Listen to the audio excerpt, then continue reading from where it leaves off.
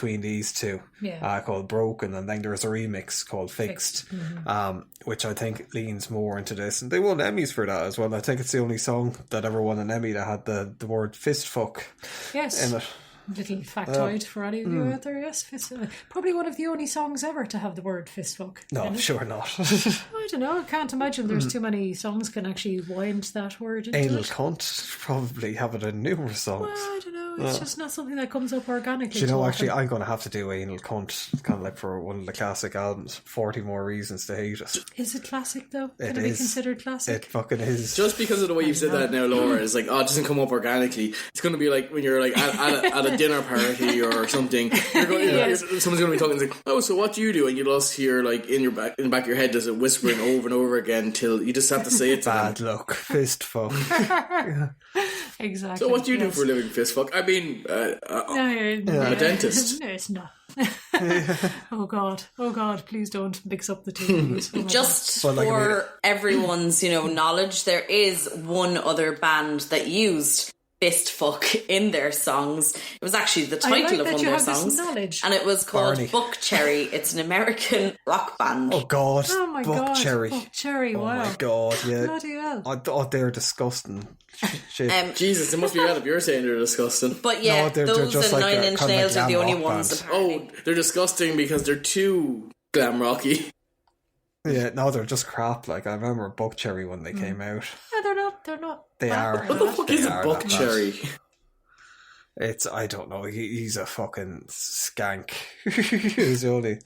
I don't know. He might be a nice guy, but I know you can tell you're not used to insulting people anymore. It's like he's a skank. He's not a very nice man. He looks like a bit of a psychopath, alright. He's bad. He's a bad man. He should stay away from the summoner. Bad man. He looks like he should be in True Blood. Oh yeah, he's like a knockoff vampire main guy who wants to hang out with Suki. There's a kind of a really terrible insult. You look like you should be a knockoff in True Blood. You look like a Poundland version of Anyway, I digress.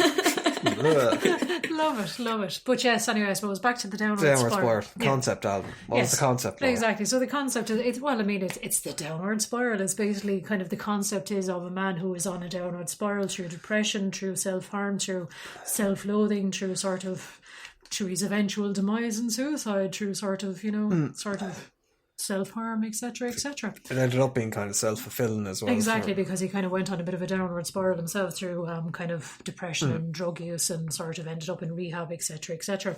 But and all because people wouldn't call him Nin.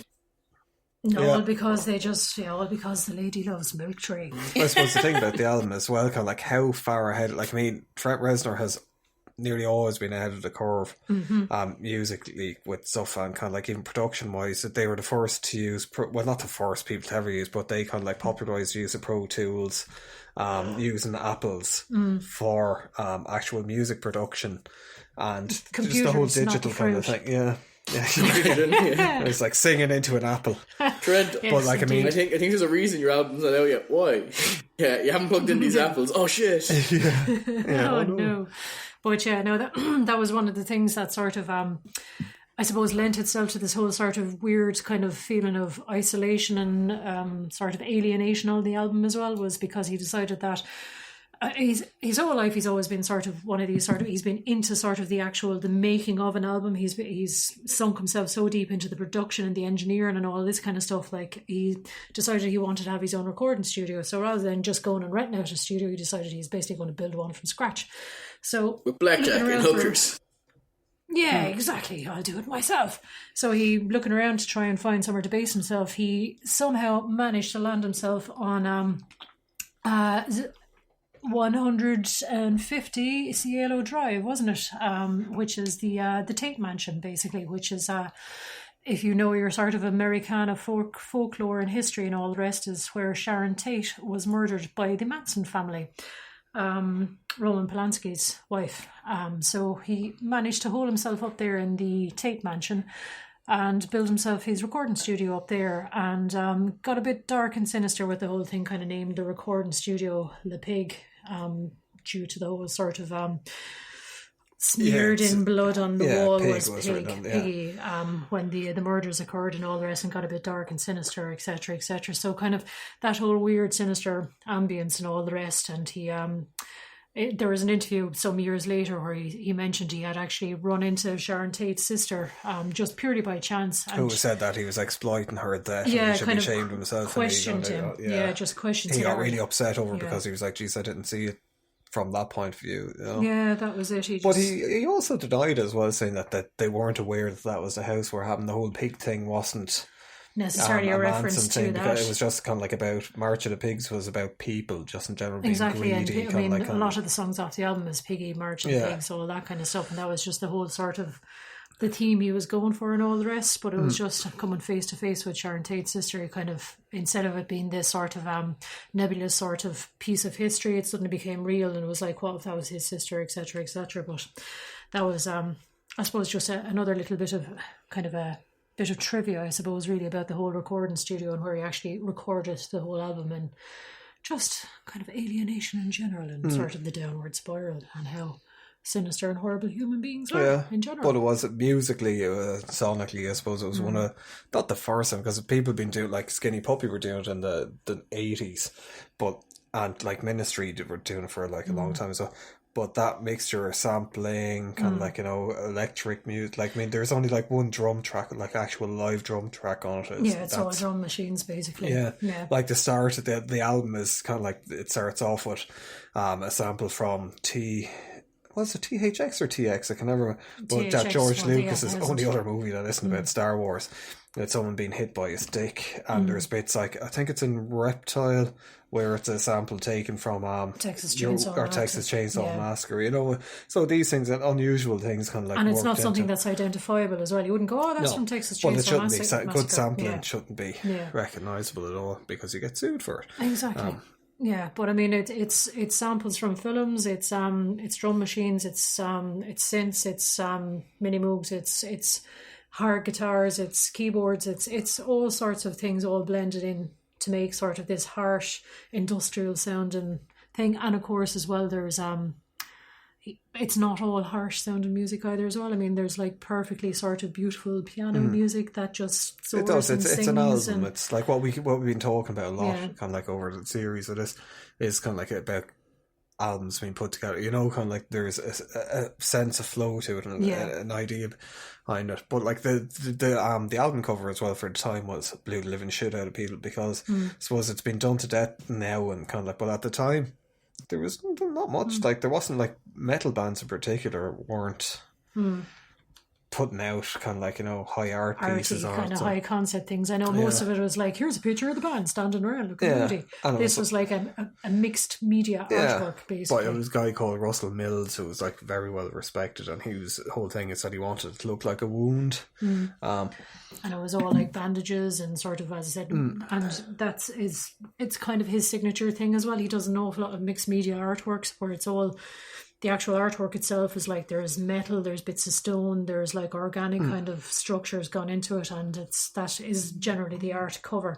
Like, I mean, the downward spiral, there is further down the spiral as well, there's always these motifs of like say it for me. Spirals. Yes, I know spirals, but you know what I mean. Fossils, kind of, these sort of that you find in stones, trilobites and stuff like that. Yeah, exactly. Telebites. No, but they're slightly different. Yeah. Yes, slightly. It was just, I just found it kind of funny when you were just talking about like album covers, and how like an album before that were just bands like standing in front, like just in a forest or something like that. I saw, I think, a while back, where it's like, most Scandinavian like rangers and all that, most of their job is just going into the forest and rescuing metal bands who are taking who are taking photographs in the woods trying to find wolves. But I suppose anyway, kind of like we've listened to it for 20 years, 30 years at this stage nearly. So it would have been your first time listening to it, so kind of like I understand Jen didn't like it. Do you want to go first, Jen, or shall I say my points? You go first. Okay.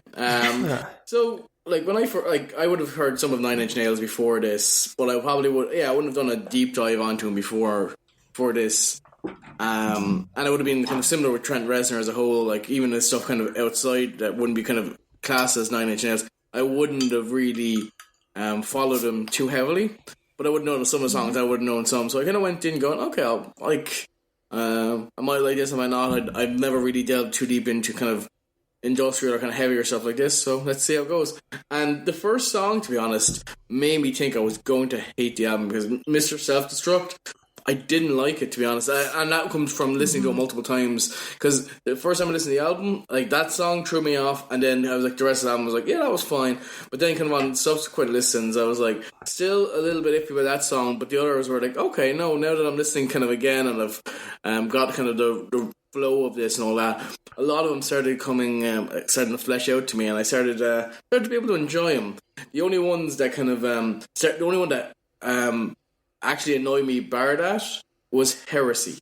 I didn't really. That's one of my favourites. Oh, that was after your protest out in Tramore over the weekend. Exactly.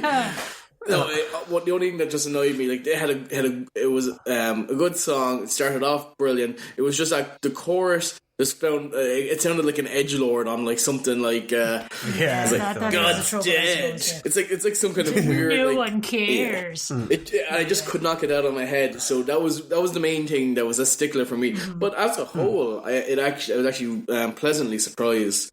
I thought it was quite heavy, but I enjoyed it because of what you were saying, Laura. There was heavy kind of songs in it, but there was like also kind of slower, more kind of relaxed songs, and it mixed quite well together. I think, like, your heavier kind of elements with your lighter elements to make an overall quite a good album. A Warm Place is like an amazing kind of like soft. So I remember hearing that the first time, especially for the contrast compared to the rest of the album. Especially after Big Man with the Gun, and then suddenly it bursts into this, and it's kind of like, because it is probably the slowest part of it, bar Hurt. And when I did hear Hurt, I was like, it wasn't maybe a good 30 seconds, or maybe even a bit longer, if I'm honest, where I was going, where the fuck have I heard this before? And then I just was like, oh, Johnny Cash. Sorry, what? Yeah. Johnny Cash. Well, no, I knew it was a Hurt song, but I was like, I know this version of the song from somewhere, and I was like, oh, it's in Rick and Morty. Oh, is it? Yeah, it's the ending song to one of the seasons of Rick and Morty. There we go. Very good. And I presume you would probably know the Johnny Cash version probably more so than the Nine Inch Nails version. I would imagine that would be the one that would be sort of your main. Most people probably. Yeah, like it would have been the one I would have known before this, barred like hearing the kind of the clip of it in Rick and Morty. And I honestly, I assumed that they had just got a random cover. I didn't even realize it was Nine Inch Nails. I just kind of chalked it up and never went back. So now that I know that, it's definitely a good one as well now. But I don't know which one I'd like more. But they're both quite good versions. It is an album, I have to, because like when I listened to it first, I remember when I got it, but I was like fucking 15, 16, whatever, that I really didn't like it at first, but it was just that thing like we were talking about before. At that stage, if you got an album and you didn't like it was like tough, you're going to have to listen to it. You bought it, so listen to it. Yeah. So you kept it, and it does, even when I went back to listen to it, I haven't listened to it in a while fully through. If listening to it with headphones on, because the quality of the headphones are so much better nowadays than before, I heard things that I haven't heard it before. I fucking jumped once or twice, because obviously, you know, the way there's a separation between left and right, and a voice comes in your left ear, and I was fucking Jesus, who's behind me? You know, it's just sort of, it is one of those things. I got that reaction too when I was listening. When I put in my AirPods at first, I actually thought they were broken, because I was like, something doesn't sound quite right. But then I realised it was actually meant to be that way. Sure, it was probably coming around the time when like everyone was over showing stereo, because like your Walkman or whatnot is like now has stereo. Yeah. Exactly. Let's whisper in your left ear and fucking freak the shit out of you when you're in a room on your own. It really would, yeah. But I would agree with Wayne though, in the sense that I think that doing this podcast has actually been quite beneficial for that, because if I was to kind of go with this and give it a try, I probably would have listened to it probably once around and been kind of put off by the start of it, and kind of overall went, like, at best probably went, it was okay. At worst going, I just didn't like it because of one or two of the songs on it. But because I kind of gave it some time, came back to it again, and just kind of went into it kind of with a little bit of knowing what it was, but also just after kind of digesting some of the other parts of it, I was able to enjoy it much more. So it's definitely, kind of broadening my kind of